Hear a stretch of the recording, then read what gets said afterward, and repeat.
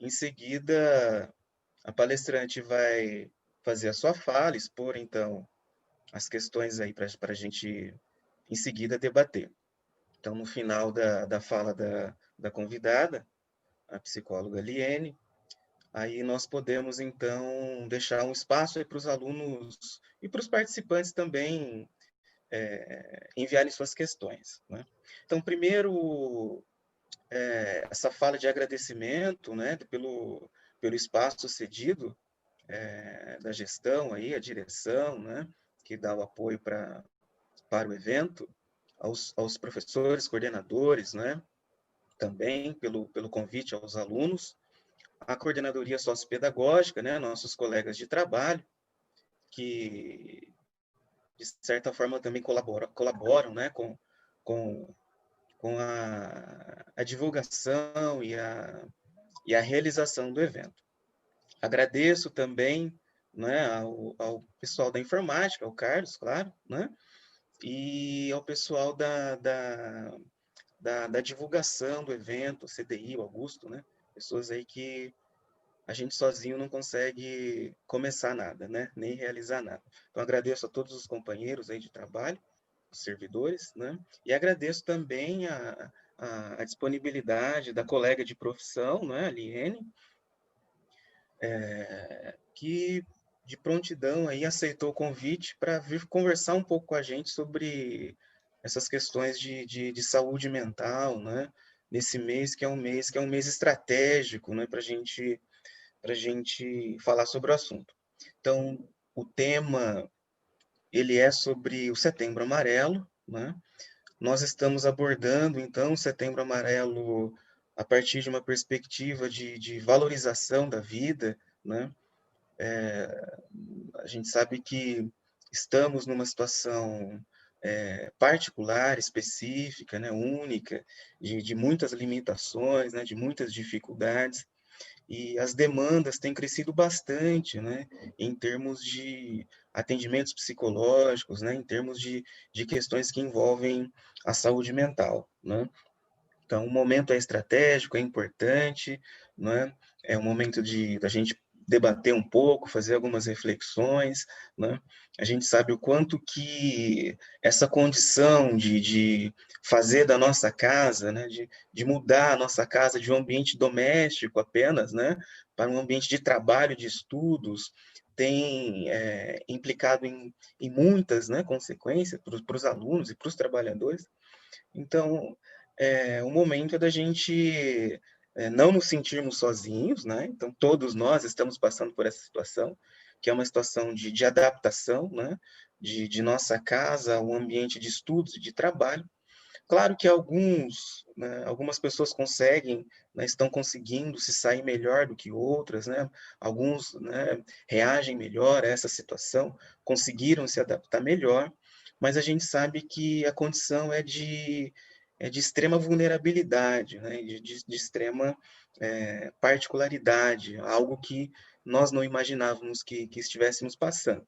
Então, os impactos disso são impactos importantes, né? Em termos das nossas emoções, em termos da nossa qualidade de vida. Então, a gente tem que realmente pensar sobre isso, refletir, né? E o Setembro Amarelo, como vocês sabem, né, é um mês estratégico, então, para a gente falar um pouco sobre saúde mental, né? Então, a gente destaca que é importante a gente conversar sobre isso, né? Por isso que a gente trouxe a psicóloga aqui, colega de profissão, né? É importante a gente não colocar os nossos problemas para segundo plano, né? Procurar sempre alguém de confiança, né? Para ter esse momento de desabafo, de conversa, né? Para que a gente procure apoio, né? Diante das situações que nós estamos passando, né? Eu acho que é um momento mesmo da gente procurar apoio, saber ouvir, saber receber o apoio, né? Para que a gente consiga passar da melhor maneira possível, né, essa situação. Claro que isso tem gerado uma série de ansiedades na gente, a gente fica preocupado, né, imaginando quando que isso vai se resolver, né, e quando que a gente vai poder retornar às nossas atividades de uma forma corriqueira, como era anteriormente, mas uma maneira, então, da gente lidar com essa ansiedade que todos nós, né, o distanciamento da família, o distanciamento dos amigos, né, recebendo apoio, dando apoio, né, uns aos outros, acho que seria mais ou menos nesse aspecto. Queria também, pessoal, nesse começo, antes de já passar a palavra para a colega de profissão, para destacar o trabalho, né, que os colegas do sócio-pedagógico e eu, como psicólogo também, né, a gente vem desempenhando e a gente está ali aí à disposição, né, para ouvir os alunos, né? Então tem os canais de comunicação, que é a plataforma Teams, o nosso e-mail, né, o telefone institucional, que são possibilidades que a gente também deixa em aberto para os alunos, né, caso tenha alguma demanda, tenha alguma necessidade de diálogo, de conversa, né, para buscar esse apoio nesse momento que a gente está vivendo, passando. Claro que esse atendimento ele era feito de uma forma presencial, né, o atendimento presencial ele tem algumas outras características, e a gente está se adaptando também, né, todos nós ali do setor sociopedagógico, a prestar esse serviço psicológico, né, à distância. Então, caso os alunos, né, tiverem alguma demanda, alguma preocupação, então o setor está à disposição, né, para conversar com vocês. Aí deixo também esse recado no final da palestra, né, elaborem aí questões, perguntas, né, caso tenha algumas questões, alguma dúvida, né, principalmente vamos direcionar as questões para a psicóloga, Liene, né, ela vai ajudar a gente a refletir junto, né, a responder. E fica também aí o e-mail do setor, né, o contato do setor, depois a gente passa o telefone para vocês poderem conversar com a gente, tá? Então, agradeço mais uma vez a Liene, né, pessoa profissional que se prontificou, respondeu rapidamente, né, ao seu tempo, Liene, de estar aqui com a gente, né? A gente tem muita coisa para fazer. E fique à vontade, Liene, para fazer a sua palestra e depois eu retorno para a gente conversar um pouquinho. Tá bom. Boa tarde para todo mundo. Eu queria agradecer o convite, Alexandre, agradecer a Priscila, a intérprete, e o Cadu, né, pelo apoio, pela ajuda aí. E é mais uma conversa que a gente vai ter hoje, né, sobre esse assunto que é tão importante. Acho muito válida essa ideia do Instituto, né, essa disponibilidade em falar sobre esse assunto, que é muito importante, Setembro Amarelo. Bom, a gente vai começar primeiro, brevemente, falando um pouco, né, sobre o que é o Setembro Amarelo, o porquê da cor amarela, enfim. Bom, mas primeiramente, né, eu queria me apresentar. Meu nome é Liene, eu sou psicóloga clínica em Jales e sou educadora social no CREAS de Jales também. E atualmente estou fazendo mestrado na Universidade Estadual de Mato Grosso do Sul, mestrado em educação. É um prazer estar aqui com todos vocês. Bom, primeiramente falar, né, começando sobre o setembro amarelo mesmo, né? O que acontece? Que o setembro foi um mês escolhido. Primeiro que todos os meses a gente precisa falar sobre suicídio, que é um assunto ainda atual, sempre atual. Todos os meses é importante a gente falar sobre isso, mas setembro foi um mês escolhido para realizar campanhas de conscientização sobre a prevenção ao suicídio. E o dia 10 de setembro foi o dia escolhido como o Dia Mundial de Prevenção ao Suicídio. Essas campanhas do Setembro Amarelo, elas têm como slogan falar é a melhor solução.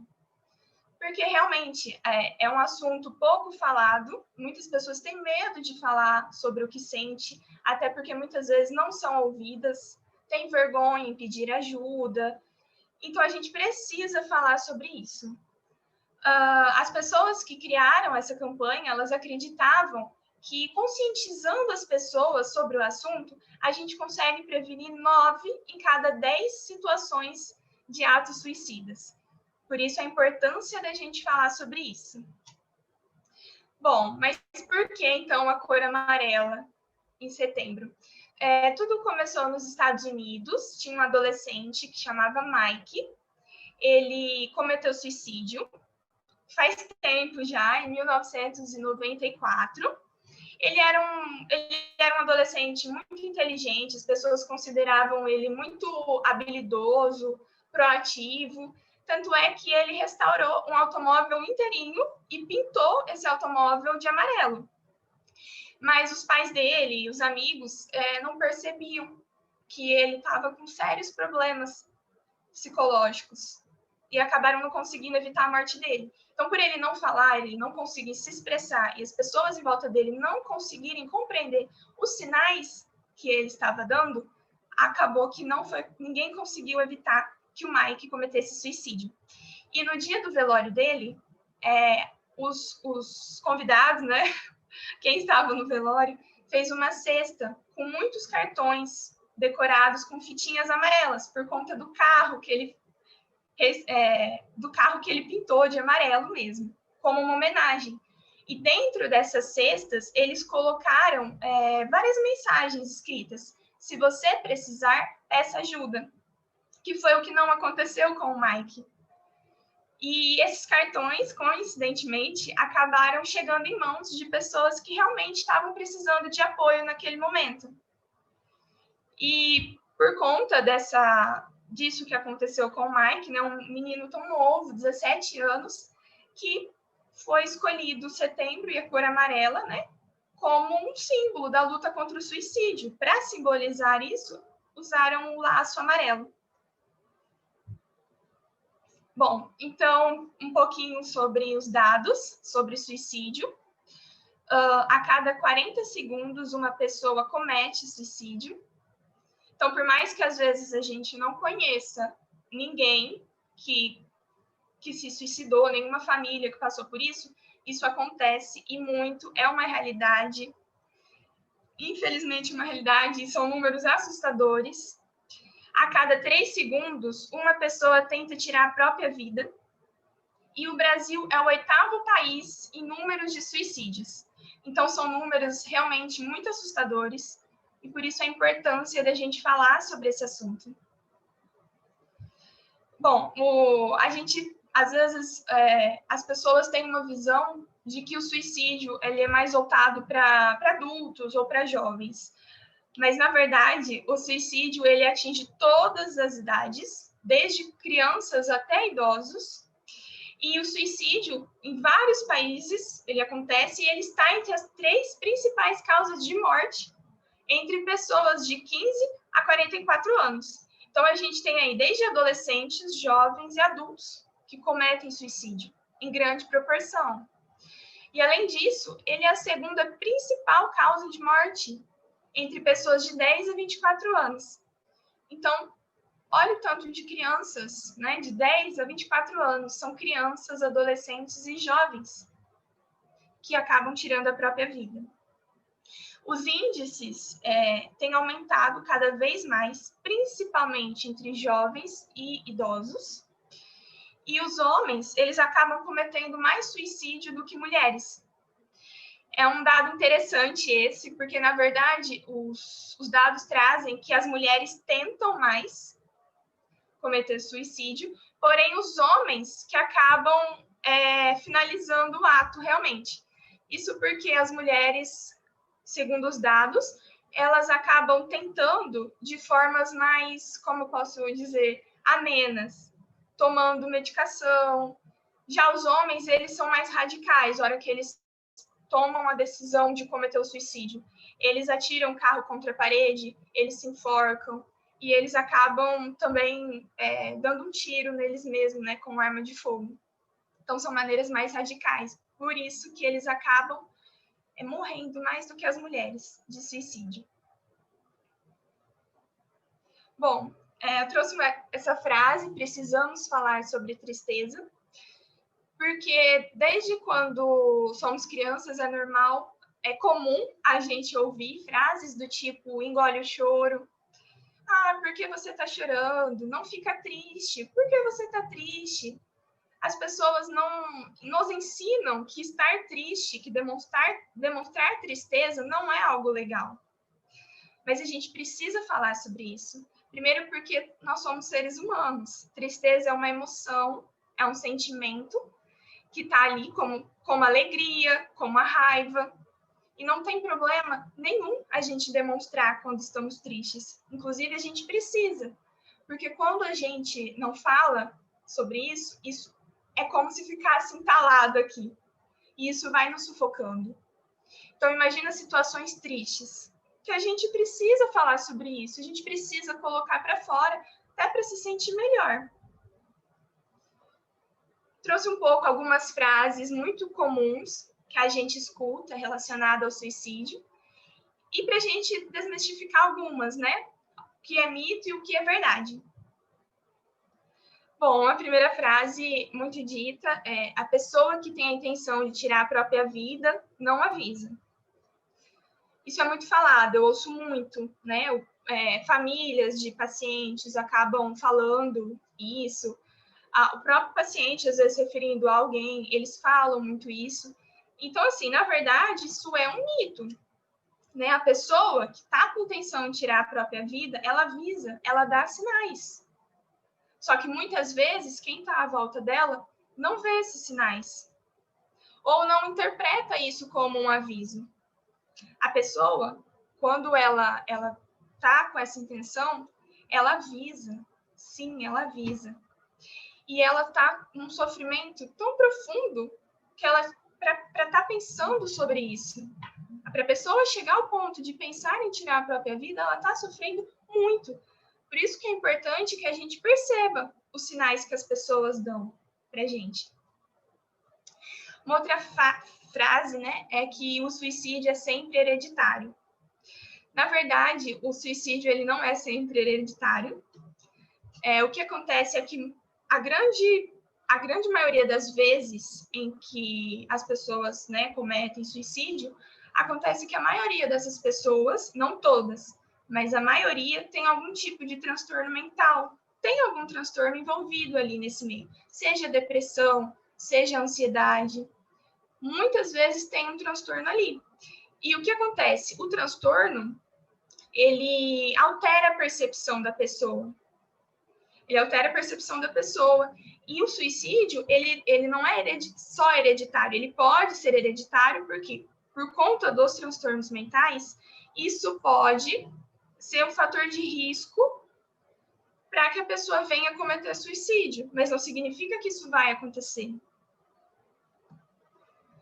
Uma outra coisa que é comum escutar é que a pessoa precisa trabalhar para valorizar a vida. E que trabalhar ajuda a ocupar a mente e não pensar em cometer suicídio.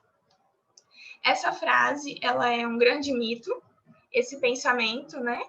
Não é o que realmente acontece, porque o trabalho, ele é apenas um fator importante na nossa vida. Outras coisas importantes são a família, são os amigos, a nossa vida pessoal, é importante a gente ser feliz, ser realizado. Então, trabalhar, o ato de trabalhar, não faz com que a gente não pense em suicídio, se a pessoa está pensando nisso. Primeiro porque o suicídio, ele é multideterminado. Tem vários fatores que determinam ele.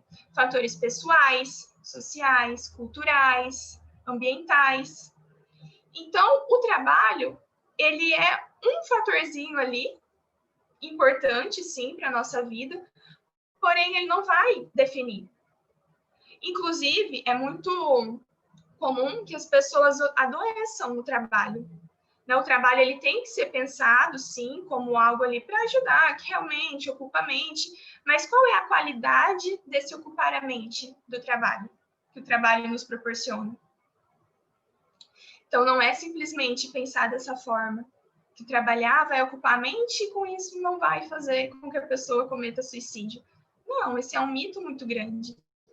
As estatísticas, inclusive, mostram que muitas pessoas, além de acidentes de trabalho, estão adoecendo muito, com depressão, ansiedade, por conta do trabalho. Então, como falar que o trabalho é algo responsável para prevenir o suicídio? Não, isso não acontece. existe um lugar que podemos ligar gratuitamente para falar sobre o que está nos machucando. E isso sim, isso é verdade. Muitas vezes, quando a pessoa, né, está pensando em cometer suicídio, está com ideias suicidas, muitas vezes ela não sabe a quem recorrer, quem que ela pode estar procurando para buscar um apoio. E existe um Centro de Valorização à Vida, esse aqui, o CVV. Ele tem um site, cvv.org.br, e ele tem um número para que a pessoa possa ligar e conversar sobre o que está machucando ela, sobre os problemas dela, e o número é 188. Você pode ligar, você pode mandar e-mail, você pode conversar pelo chat que tem no site, são várias possibilidades. E o CVV ele é muito interessante, porque a ligação, se você preferir ligar, a ligação é de graça, tanto de um telefone fixo como de celular, tanto faz. 24 horas por dia atende, ou seja, sábado, domingo, feriado, você vai ter apoio caso precisar. E durante todos os dias da semana, sem interrupção. São pessoas voluntárias que estão ali realmente para ajudar quando algo está machucando tanto e que a gente não sabe o que fazer. São voluntários preparados e capacitados para lidar com essas situações. Então, é importante recorrer a eles. Pedir ajuda é importante. Não tenha vergonha, não tenha medo. As pessoas, esses voluntários, eles estão ali para isso mesmo. Uma outra coisa que as pessoas costumam falar, né, é que pessoas que falam muito sobre cometer suicídio estão querendo chamar a atenção. Isso é um grande mito, né? A pessoa, ela não está chamando atenção. Se a pessoa ela está chegando ao ponto de falar sobre cometer suicídio, é porque essa pessoa está sofrendo muito. E a gente precisa olhar para isso. Olhar para o que ela está falando. É importante que ela não se sinta desamparada. E mesmo, vamos supor que essa pessoa estivesse querendo chamar atenção. Imagina o que ela está sentindo, o que ela está passando, ao ponto de ter que falar de cometer suicídio simplesmente para chamar atenção. Então, não, a pessoa quando fala disso, ela está em grande sofrimento, ela precisa de grande ajuda e a gente precisa olhar para isso. Dar um apoio, dar um suporte. Muita coisa que as pessoas falam também é que a falta de Deus no coração causa depressão e suicídio. E não, isso não é verdade. Não é verdade, até porque vamos pensar pela realidade. Primeiramente, a gente encontra padres com depressão, pastores com depressão. Então, é uma doença que atinge todos. Até porque, como a gente já conversou, é uma doença, né, que ela é multideterminada. Tem vários fatores ali envolvidos. Sociais, culturais, ambientais, pessoais. Então, não é falta de Deus. A pessoa ela precisa de ajuda. A depressão é uma doença muito séria. A gente não pode banalizar. Algumas pessoas, né, têm essa dúvida de que oferecer apoio ajuda a prevenir o suicídio. E isso é verdade. Quando a gente oferece apoio, a gente sim pode ajudar a prevenir o suicídio. Porém, com um pouco de cuidado. Por quê? Apoiar a pessoa não é fácil, porque o que ela está vendo, e muitas vezes você pode nem concordar com isso, mas é o que está acontecendo com ela. Então, para ela, aquilo é importante, para ela, aquilo é dolorido, tão dolorido ao ponto de pensar em suicídio. Então, oferecer apoio é escutar a pessoa, é bater um papo com ela sobre isso, pergunta a frequência, o que ela pensa sobre suicídio, pergunta o que ela sente, mas não dê a sua opinião pessoal, baseado em sua própria história, sobre algo que é de uma outra pessoa.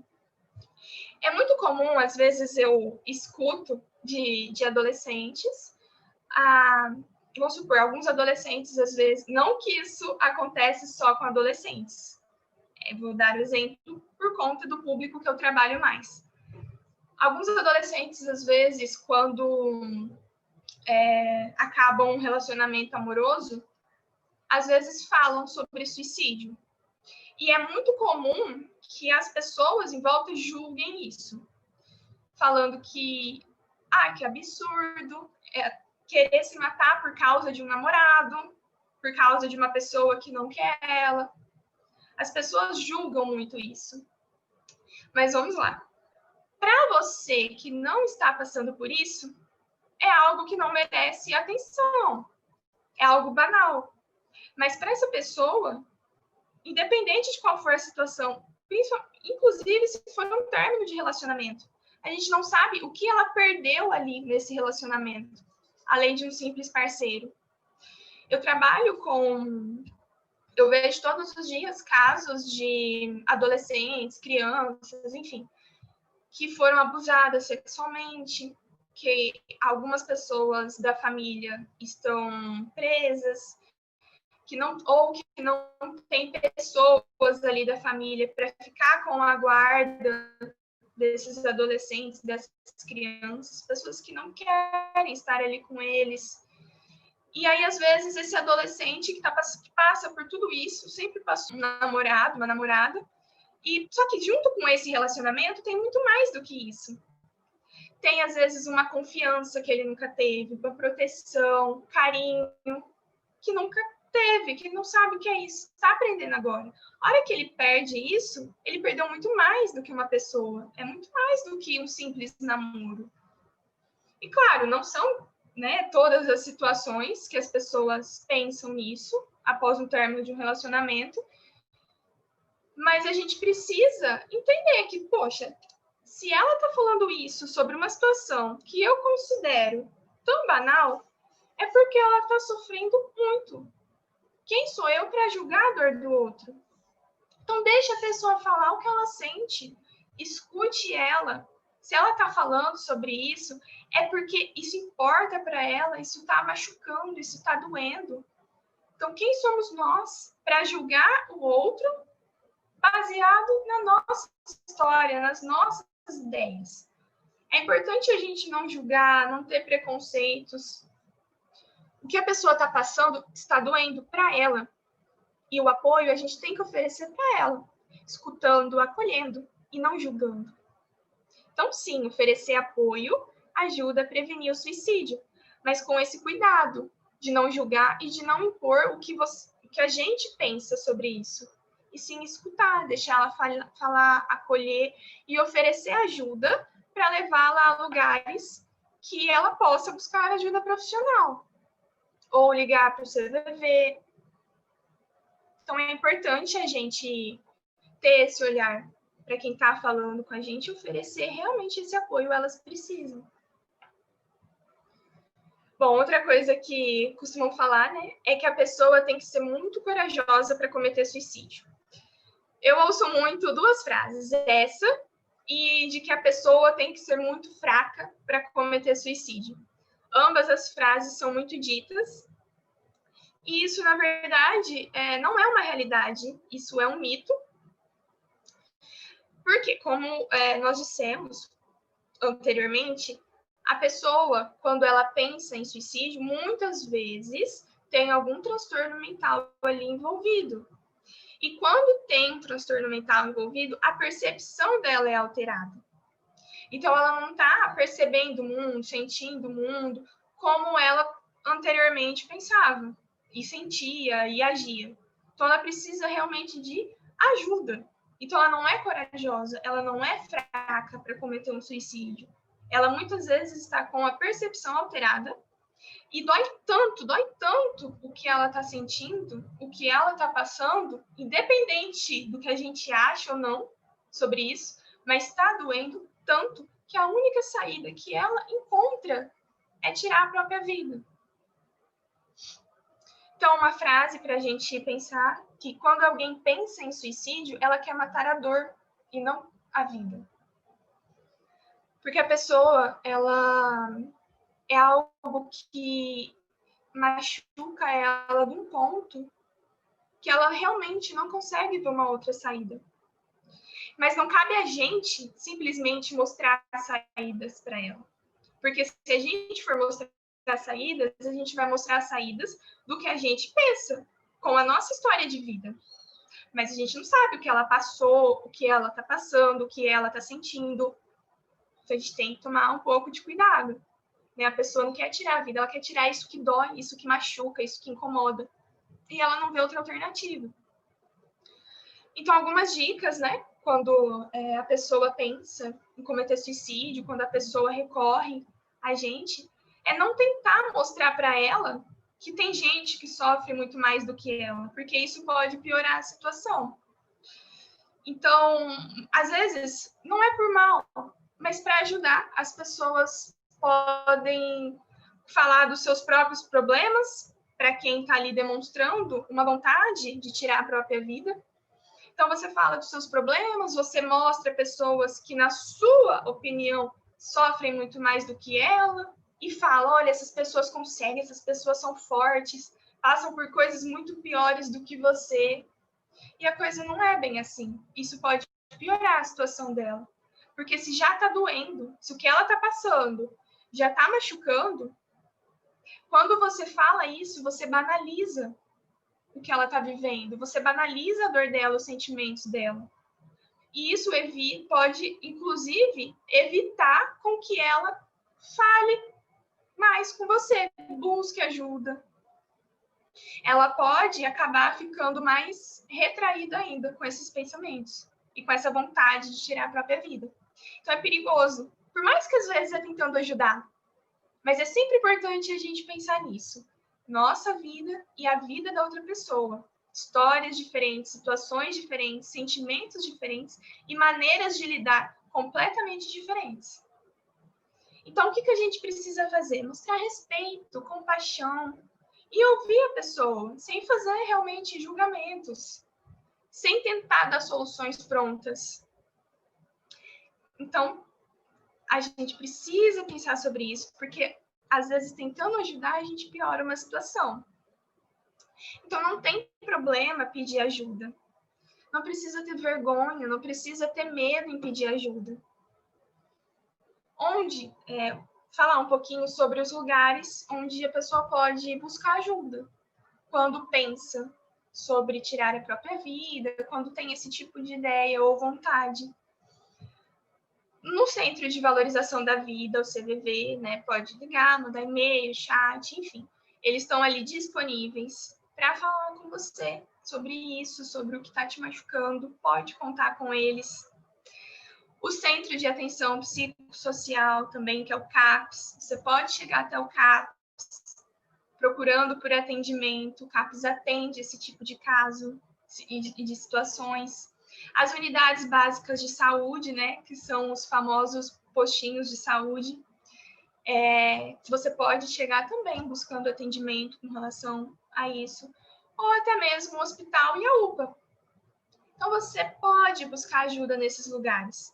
Ou se você vê alguém que está passando por essa dor, por essa situação, ajude ela levando nesses lugares, informando sobre esses lugares. É muito importante a gente dar esse apoio, a gente acolher e a gente ajudar essas pessoas. Porque hoje a gente vive num mundo tão rápido, tão acelerado.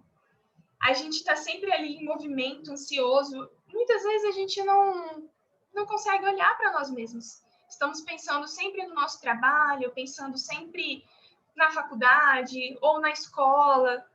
A gente muitas vezes não pensa em nós mesmos. Mas uma coisa que é importante da gente parar para pensar é que muitas vezes algum amigo ou alguém chega até nós falando alguma coisa, reclamando alguma coisa da vida, né? Se queixando de algo. E a gente costuma falar, não, calma, não pensa assim. Você pode conseguir, não fica desse jeito por conta disso. Então, a gente até tenta tratar o outro ali com carinho, mas por que muitas vezes a gente não nos trata da mesma forma?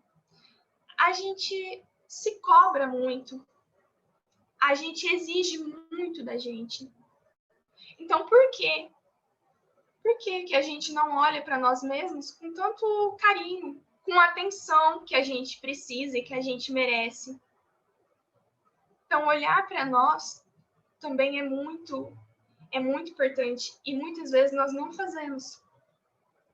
Muitas vezes por conta da vida corrida que levamos, enfim, seja lá os motivos.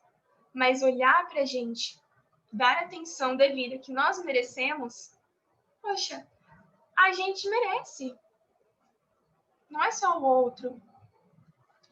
E uma coisa para a gente refletir um pouco. Qual foi a última vez que você sentiu uma alegria indescritível? E qual foi a última vez que você riu até doer a barriga? Então, às vezes a gente fica tão acelerado com tudo que a gente tem para fazer, porque realmente o mundo exige muito de nós. Realmente. Mas ter sensações prazerosas nos ajuda muito. Então, qual foi a última vez que você riu tanto, que a sua barriga chegou a doer, que você ficou tão alegre?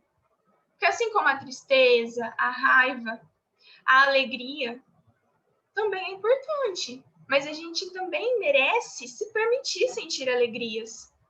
Sorrir, dar tanta risada até a barriga ficar doendo. A gente merece ter momentos assim. Então, quero deixar uma frase, né? Se faça um favor, olhe para você com amor. A gente, como eu disse, muitas vezes a gente tenta ali até ajudar o outro, com carinho, com a forma que a gente acha melhor, mas a gente não tem o mesmo olhar para nós mesmos. Então, por que isso? A gente também merece atenção, amor, carinho. Então, se faça um favor, olhe para você com amor. Eu queria agradecer a oportunidade desse convite e de falar sobre esse assunto tão importante, e é um assunto que acontece tanto. Eu não trabalho diretamente com casos de tentativa de suicídio, né? No CREAS, onde eu trabalho, nós atendemos violências, mas muitas vezes chegam casos de tentativa de suicídio, inclusive com crianças de 10, 11 anos.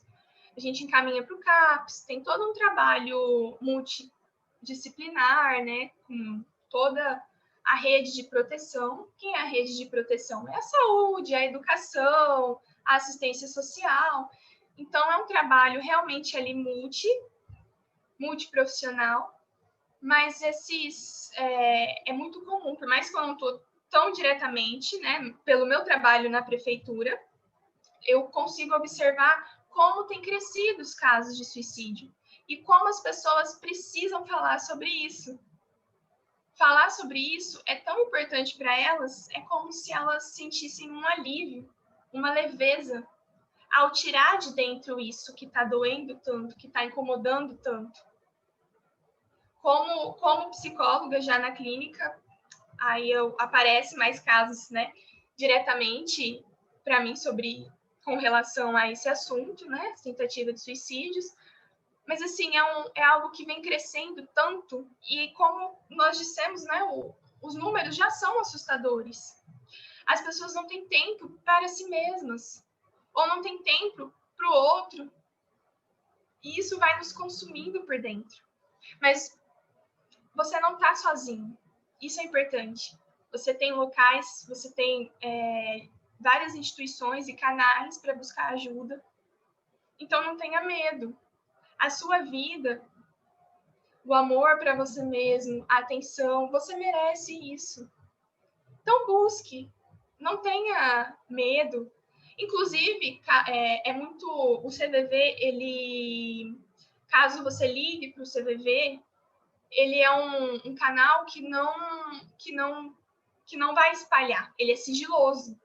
Então, o seu nome, a sua história, o que está acontecendo, não vai sair dali. Mas pode te ajudar, e muito, porque é alguém que está ali para te escutar, para te ajudar de uma forma realmente de qualidade. Então, eu queria agradecer imensamente o convite. Estou deixando aí o meu e-mail e o meu telefone, caso alguém tenha alguma dúvida. Posso também enviar materiais, caso alguém tenha algum tipo de interesse. Mas busque ajuda. busque ajuda e olhe para você com amor, com atenção e com carinho, que a gente merece também um tempo só pra gente e um carinho e uma atenção, realmente. Obrigada.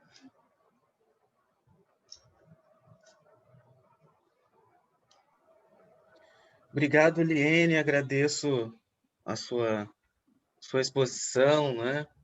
Tanta coisa para a gente pensar. A gente vai continuar aqui mais um tempinho, né? O tempo que a gente puder, né?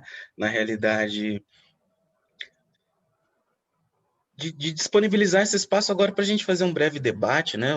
Talvez algumas questões aí que você possa responder, né? Eu só vou acentuar esse papel que a psicologia tem, né?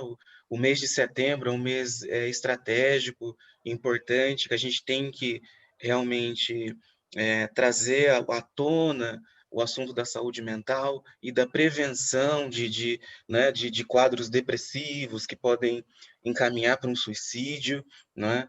Então, esse fortalecimento de que é o momento de refletir e procurar ajuda caso, né, a gente perceba que todos nós sabemos os nossos limites, né?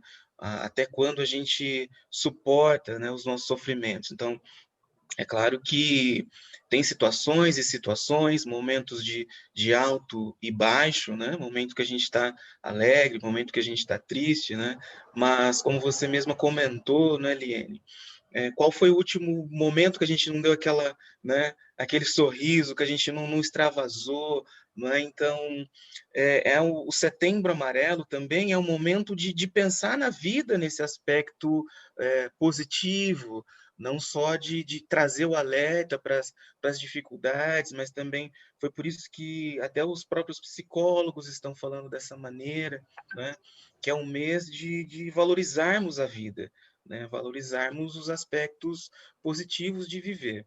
Então, a gente acentua isso, né, junto com os alunos também, com os nossos alunos, de que nós temos responsabilidades, nós temos né, as nossas tarefas, né, os nossos compromissos, mas no meio disso tudo a gente tem que encontrar um tempo, né, para cuidar da nossa mente, para cuidar da nossa, né, do nosso corpo, para a gente se sentir bem, né? Para a gente poder se sentir feliz em meio, né, todas essas dificuldades que a gente tem. A gente precisa reservar um tempo para se sentir bem, né? E caso a gente não encontre dificuldades nesse aspecto, então tá aí, né, os canais que a Liene passou. Então existem profissionais, existe o CAPS, existe a rede pública ou atendimento mesmo privado, né, no sentido de dar esse suporte emocional para quem, né, está nessa situação de vulnerabilidade. Pensando um pouco nos estudantes mesmo, Liene, porque o nosso público é de alunos, né, são os alunos o nosso foco.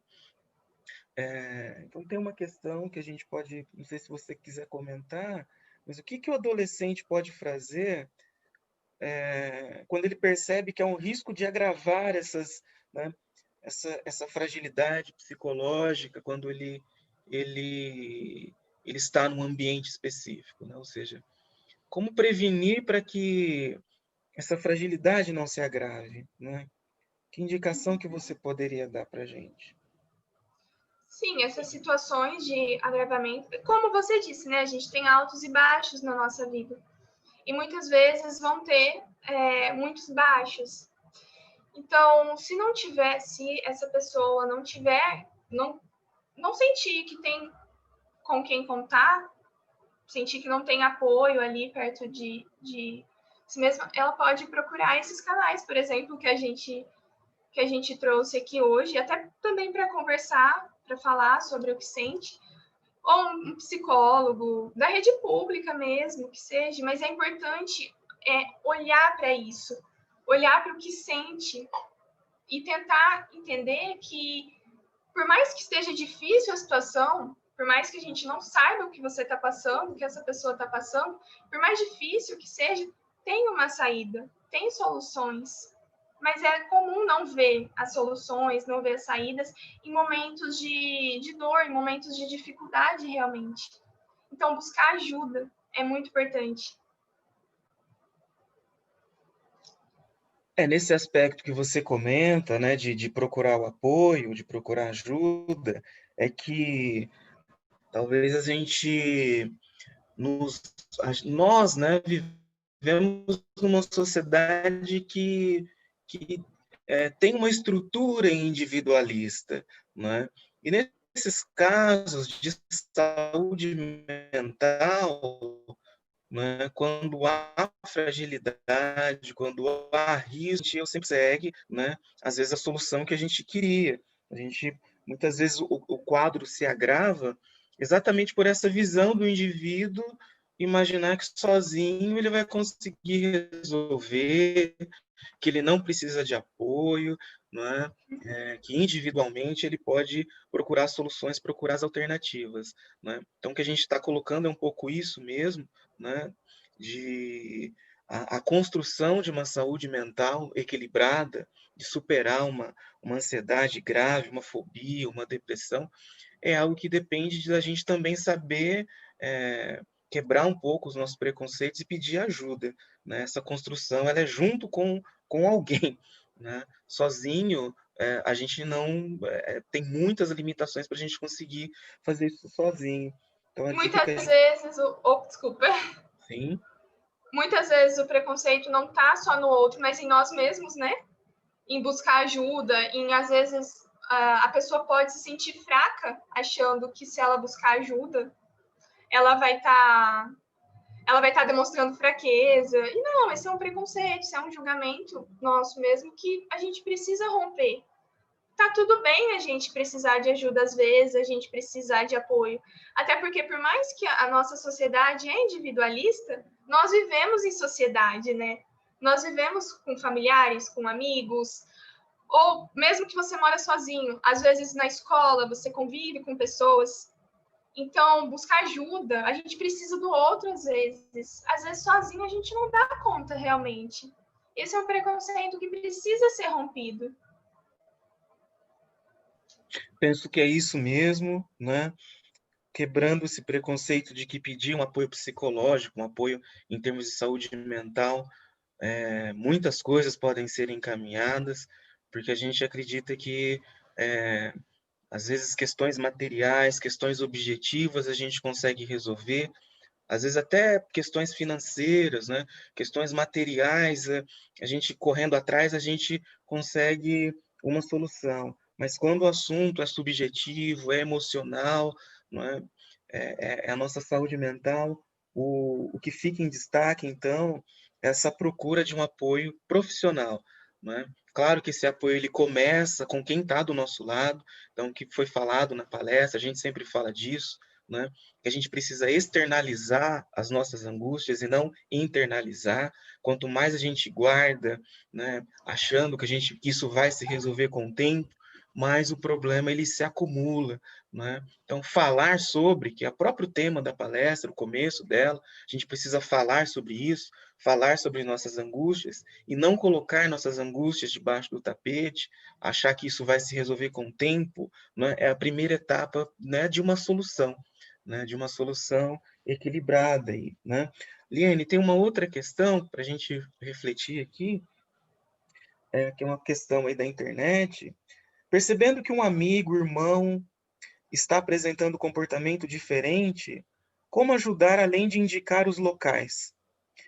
E contato que pode ser falado ou feito. Então, além dos locais profissionais, né, o que poderia ser indicado aí? Sim, se é uma pessoa que a pessoa tem muito carinho, né? Que convive ali realmente, que tem desejo de ajudar, além dos locais para estar tá indicando. Então, bater mesmo um papo com ela nesse sentido. Com que frequência ela tá com. Você está percebendo, né, que a pessoa muitas vezes está com mudanças de comportamento. Então, conversar com ela, o que ela está sentindo, fazer essa pergunta para ela, bater um papo sobre o que ela está sentindo, o que está acontecendo, e dar o espaço para ela falar, caso ela queira.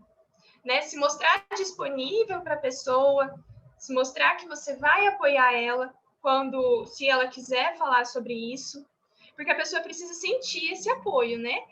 É mais o escutar, é mais o ouvir do que o falar. Então, é ouvir mais e falar menos, né? Porque se essa pessoa, ela tá tendo ali algumas alterações de comportamento que está sendo perceptível e que a pessoa está preocupada, né, com isso, com essa situação, então ela precisa falar sobre.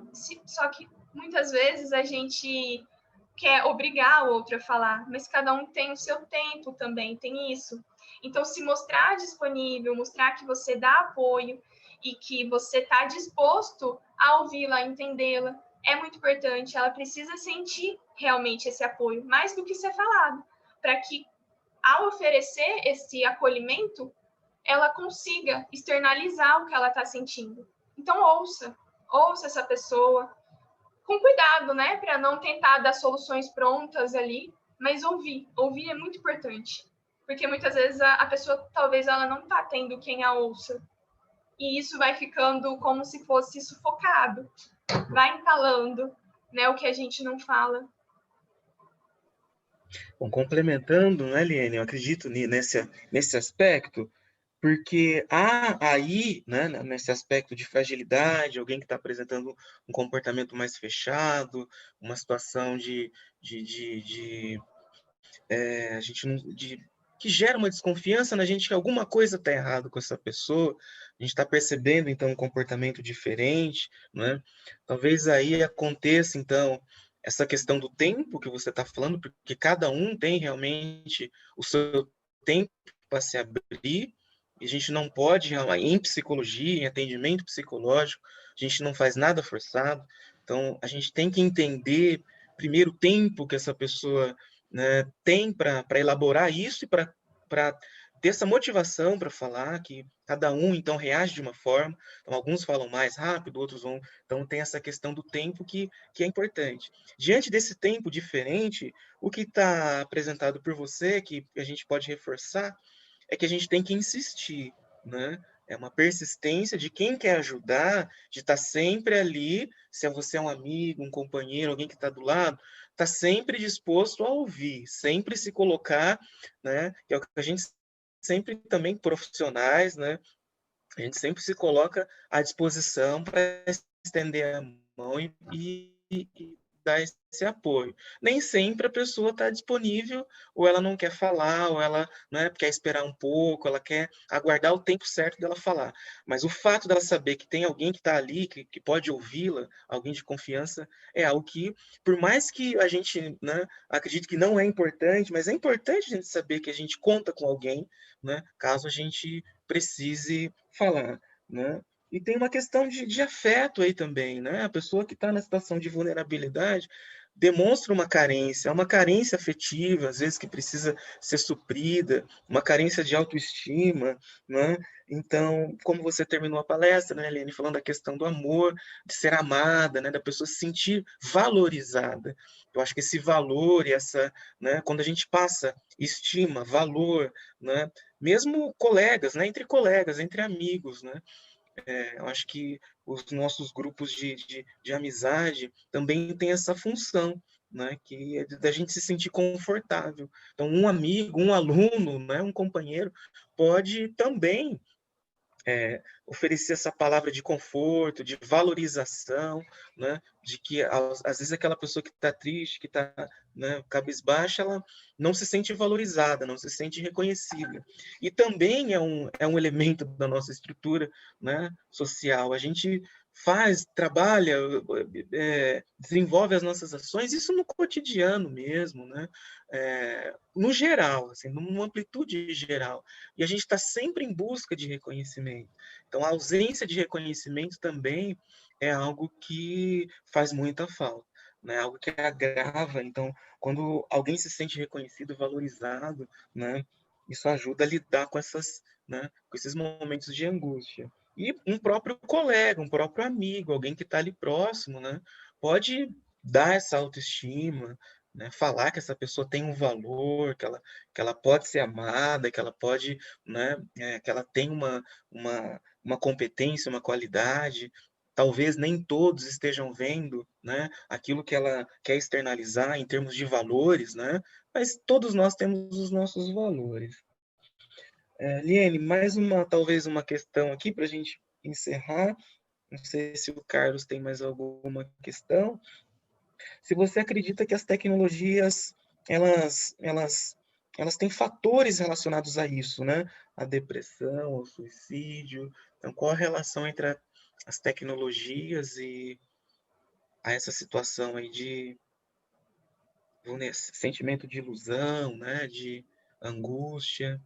Fala um pouco das tecnologias. Acho que você pode me ajudar nessa, mas as tecnologias, elas não são algo ruim. A tecnologia chegou para ajudar, para deixar a nossa vida mais dinâmica, para colaborar.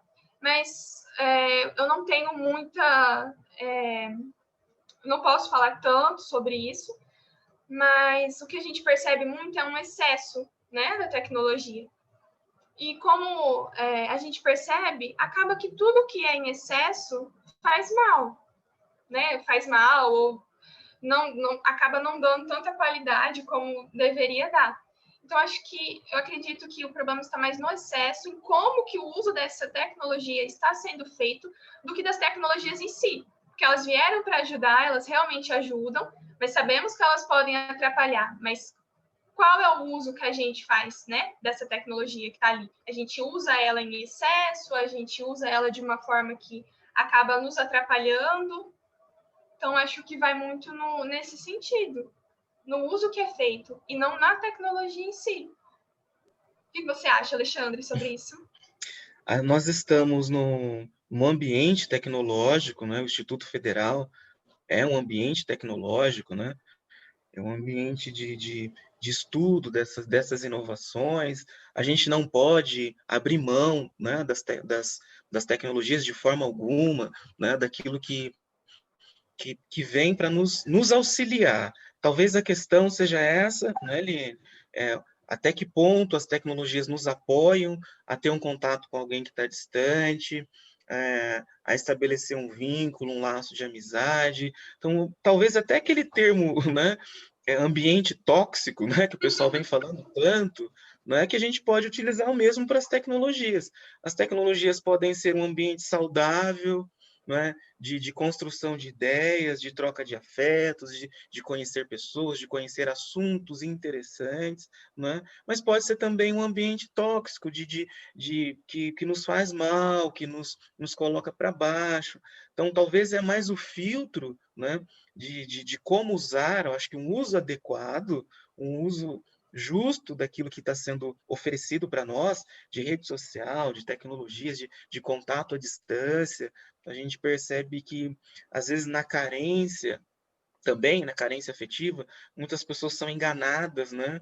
Por um contato que não se conhece. Então, um pouco de precaução com o uso, mas a tecnologia em si, é claro, não, a tecnologia em si, ela não é um fator de risco para depressão, um fator de risco para problemas mentais, né? Mas o uso em excesso, o uso indevido, né? Um uso tóxico daquilo, né? No sentido de, ao invés da gente procurar, porque nós somos livres, a gente procura o que a gente quer nas redes sociais.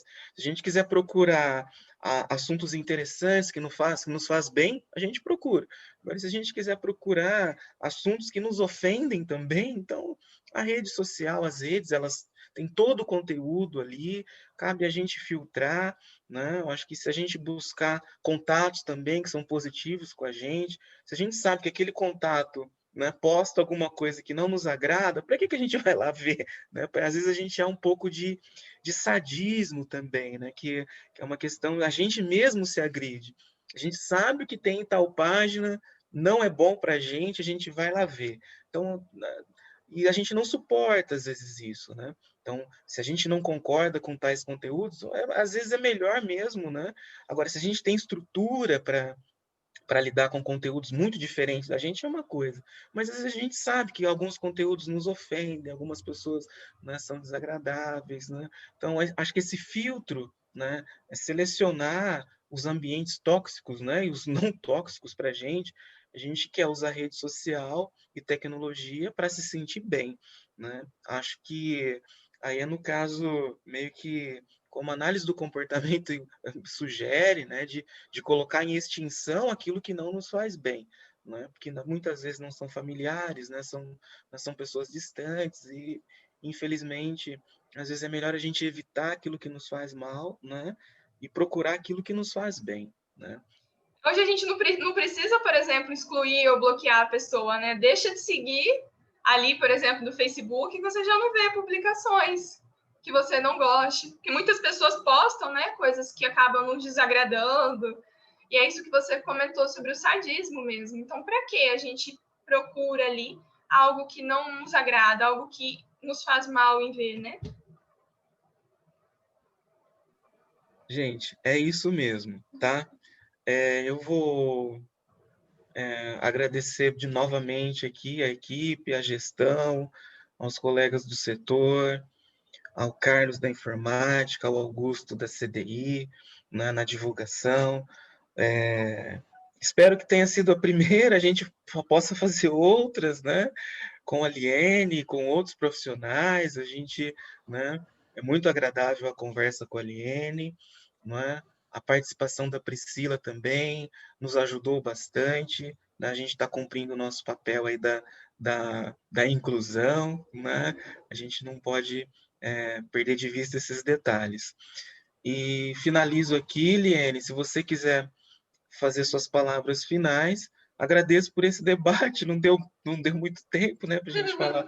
Tem bastante coisa para a gente comentar, mas a gente não pode se estender muito, né, pelo tempo dos colegas aqui, da Priscila, do Carlos. Estou muito feliz, satisfeito com a, com a nossa mesa redonda aqui online. Espero ter outros momentos aí com você, Liane, em termos de discutir a nossa profissão, né? Agradeço que você teve essa disponibilidade. Fico à Fique à vontade disposição. para comentar. É isso? Carlos, acho que podemos encerrar. Agradeço a todos.